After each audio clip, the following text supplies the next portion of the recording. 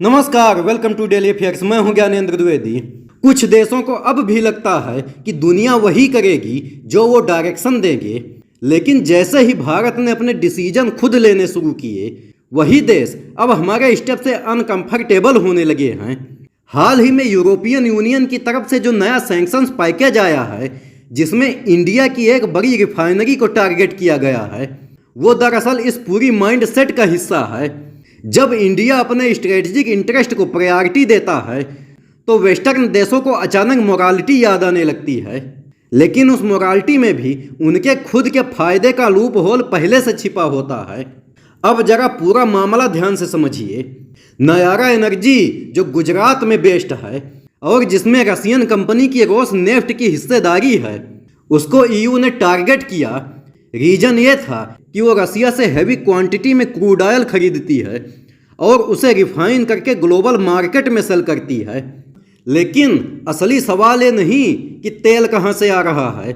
सवाल ये है कि जब वही रिफाइंड फ्यूल यूरोप की ज़रूरत बन जाता है तो तब मॉरल लेक्चर क्यों नहीं आता।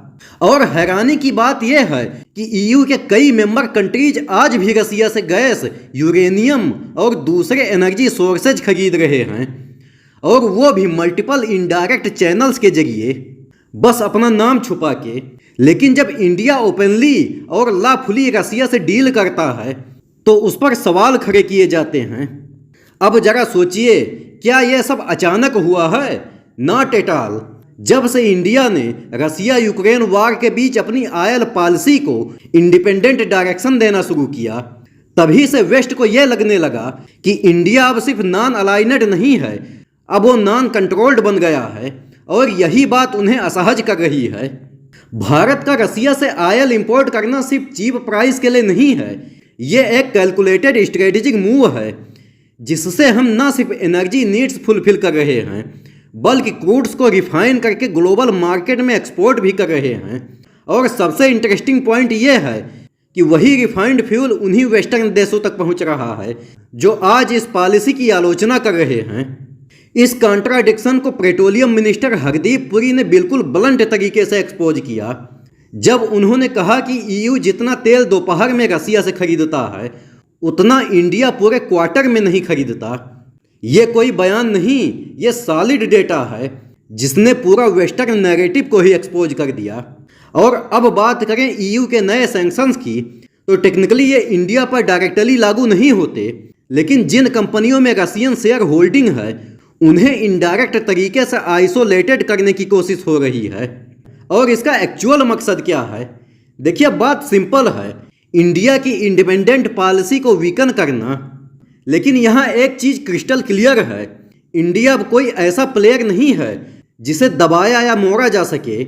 आज इंडिया न सिर्फ दुनिया का तीसरा सबसे बड़ा ऑयल कंज्यूमर है, बल्कि एशिया का सबसे तेजी से ग्रोइंग रिफाइंड प्रोडक्ट एक्सपोर्टर भी बन चुका है। और ये इसलिए पॉसिबल हो पाया क्योंकि इंडिया ने चीप रशियन क्रूड को एक मौका समझा, ना कि कोई जियोपॉलिटिकल रिस्क। और अब सवाल ये उठता है कि इस सैंक्शंस का रियल इम्पैक्ट क्या होगा।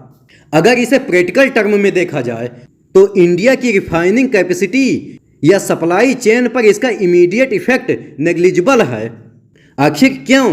क्योंकि इंडिया ने पहले से ही अल्टरनेट पेमेंट रूट्स और ट्रेड इंफ्रास्ट्रक्चर तैयार कर लिया है जो वेस्टर्न फाइनेंशियल सिस्टम पर डिपेंडेंट नहीं है। और यही बात ईयू को इरिटेट कर रही है।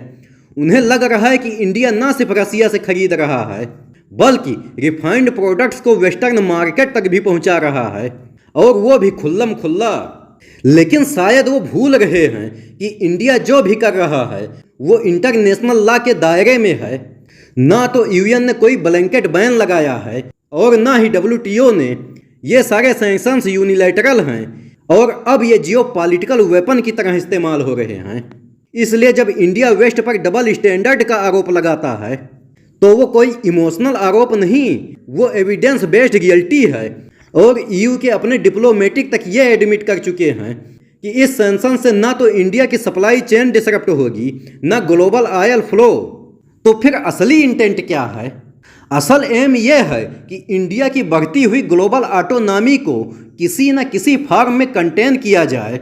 लेकिन शायद वेस्ट ये अंडर एस्टिमेट कर रहा है कि आज का इंडिया सिर्फ जवाब नहीं देता, बल्कि दुनिया को ये कॉन्फिडेंटली बता सकता है कि हमारे डिसीजंस हम खुद लेंगे, और वो भी सिर्फ अपने नेशनल इंटरेस्ट के लिए।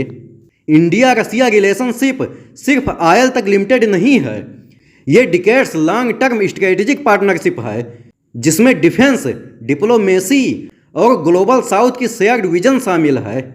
और जब वेस्ट इस रिलेशन पे सवाल उठाता है तो वो इनडायरेक्टली ये दिखाता है कि उसे इंडिया की सॉवरेन फॉरेन पॉलिसी से डिस्कम्फर्ट है। और आज इंडिया ना तो अमेरिका का पपेट है, ना ही रसिया का सैटेलाइट। इंडिया रसिया से भी बात करेगा और अमेरिका से भी, लेकिन फाइनल डिसीजन न्यू दिल्ली में होगा, ब्रसेल्स या वाशिंगटन में नहीं।